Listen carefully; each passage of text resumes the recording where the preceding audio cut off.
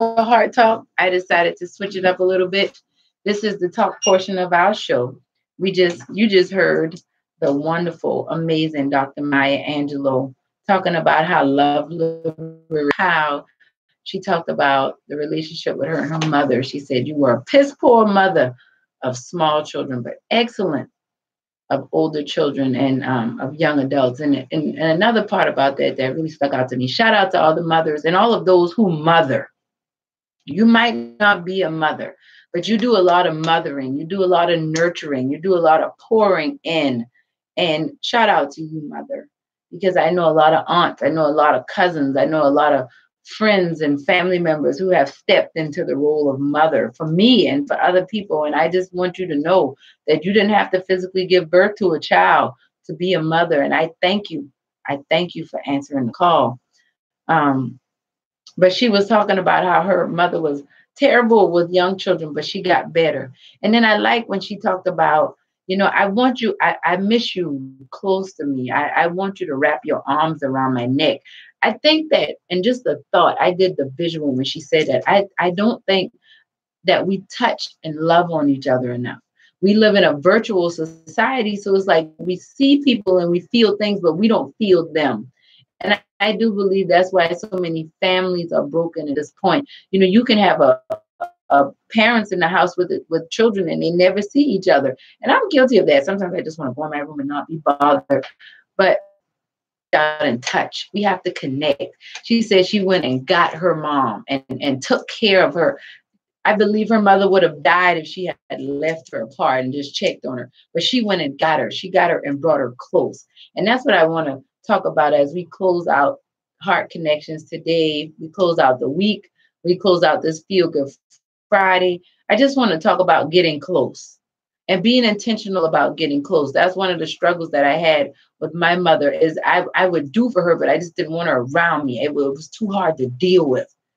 And we were never going to grow like that. I had to work through those difficulties and mature in areas where I needed to confront things and deal with things that I would normally run from. And I want to take a little bit of time when I think about reaching out and being intentional. I think about my grandmother. Just want to take this time and just I don't plan on crying, but y'all just deal with me. I don't care, I'll cry, but I miss her. And Addie Louise Hutto Beach. Addie Louise Hutto Beach was just such an amazing woman. And the older I get, the more respect I have for my grandmother. You go through an age when you're in like that late teenage, late adolescent, early adult age, like 16 to like about 22, 23, some older, 25, 26, 40. But you go through that and you look at people and some of their circumstances and you unfairly judge them and criticize them. I don't know why she's in this situation. I don't know why she does the things that she doesn't. I used to think like that with grandma, and I would always wonder, why would she let people treat her like this, and why would she do this, and why does she have to pray so long, and why does she have to be the one to lead the solo, and she knows she can't sing, and that's embarrassing, and da da da da da. And now I see myself following in her footsteps. I see myself doing a lot of the things that she did that I didn't like. I didn't like it because it was different. I didn't like what she was doing because the way my grandmother lived her life is she lived the word. When I say the word, I'm talking about the Bible, the living word of God. She lived it. She lived it so much so when I started reading it and I read so much of her in it till it intrigued me. And that's what made me want to get into my Bible because my grandmother lived it. She lived a life that exemplified what the Bible was talking about. She wasn't perfect. She didn't always get it right, but she got one thing right. She knew what love was all about. And she knew how to love on people. And I want you to know something, that your love is valuable. And I want you to know that don't let anybody tell you that it isn't. Like don't let anybody tell you that nobody cares about your love. Nobody wants your love. My grandmother lived in the country, Denmark, South Carolina. Shout out to all my Denmark family. I love y'all. Denmark is a small town. My grandmother lived in what the people in Denmark considers the country. So in Denmark, my grandmother lived in the country of Denmark. So that just tells you how country it was. But I'm so thankful for the upbringing. I'm so thankful for that house and growing up in that house and making mud pies in the backyard and having to say our Bible verses on Sunday and having to sing in the choir and do those long Easter speeches. I'm so thankful for those things because my grandmother saw something in me that I'm still coming to understand. And I feel like she saw that in all of us. I feel like she did her best to nurture. And this is something, I thank you, God. I thank you, Holy Spirit, for this. I think this is something that a lot of us mothers need to get. My grandmother, she saw something.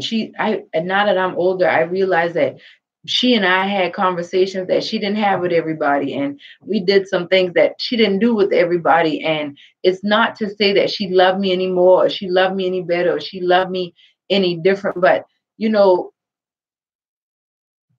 it's when you see something in somebody and they want to work with you, you can work with them. And I loved her. I adored her. I idolized her. I dang near worshiped her. And I can tell you why. Because of how she loved me. The love I felt that I got from her was unconditional. She loved me whether I ate too much or not. She loved me whether I was fat or skinny. She loved me whether I was a good girl or I wasn't a good girl. She loved me when I was doing good in school, and she loved me when I was pregnant. She walked me through my pregnancy. She nurtured me and and showed me that a mother can be that good. And when I talked to my aunts and uncles and my mom, and I realized like they went through some things, and grandma didn't always get it right. And I realized that the woman that I knew as a grandmother is a woman that was a refined woman, a polished woman, a woman who had been through some things and learned from some things. And I just want to say this to all other mothers. You might feel like that's where I was going with that. You might feel like you're not doing enough. You might feel like your work is in vain. I can only imagine that my grandmother felt that way a lot. But what I will say to you is just know that you don't know what your seeds are doing. You don't know if your child might always be the crazy one, but just because it's your child, it's a friend that your love is exposed to, a friend of one of your children. And that love that you give that child could change the world. You don't know if you show up at school and eat lunch with your child and the child that's sitting next to you that you thought enough to have a conversation with them, they love you. You just don't know. You don't know how you can change someone's life. So I'm just telling you to love yourself, respect yourself, value yourself. And that's hard. I'll be the first one to admit, I know a lot of mothers wrestle with that. We don't feel worthy. We give a lot and we don't get in return. People don't see the little things. They don't see what you're doing when you're trying to go to bed at night, but you're trying to take care of this and that. You're taking care of aging parents and a husband or a significant other. You have children, multiple children. Some of us have children that span from different ages. I have a child getting ready to graduate from high school and one going into first grade. They need totally different things, but I am their mother. And I look at my grandma and I look at, oh my gosh, I just look at her kids and 9 children and her husband and just the family and just the stories that I heard. And it just lets me know I don't have to look far to look for a hero.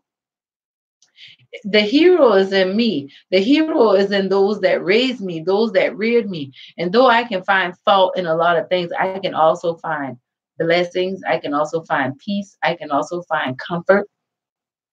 And I want to encourage you in that. Know, mothers, that you're awesome. You're amazing. And there is nothing like you nurture, you carry, you birth. If it wasn't for mothers, we would not be here. If it wasn't for mothers, and we need to know that. I don't care if he didn't love you and he didn't respect you and all he did was make you a mother and move on. That's okay. That's all he was supposed to do at that time. That was a lesson for you to learn at that time. And you may be doing it by yourself willingly or unwillingly. Mother, I salute you. I just want you to know that you are awesome and you are amazing and you may be mothering. You may not be a biological mother, but you might be the sister, the aunt, the cousin, the neighbor, the church sister that is now the mother. You're just as much as a mom, of a mom as me. And we salute you and we love you. For the moms that are listening in prison right now, you're a wonderful mother. You're just in a situation. It's all right. It's going to be all right. I can promise you that. If I don't know nothing else, I know it's going to be all right.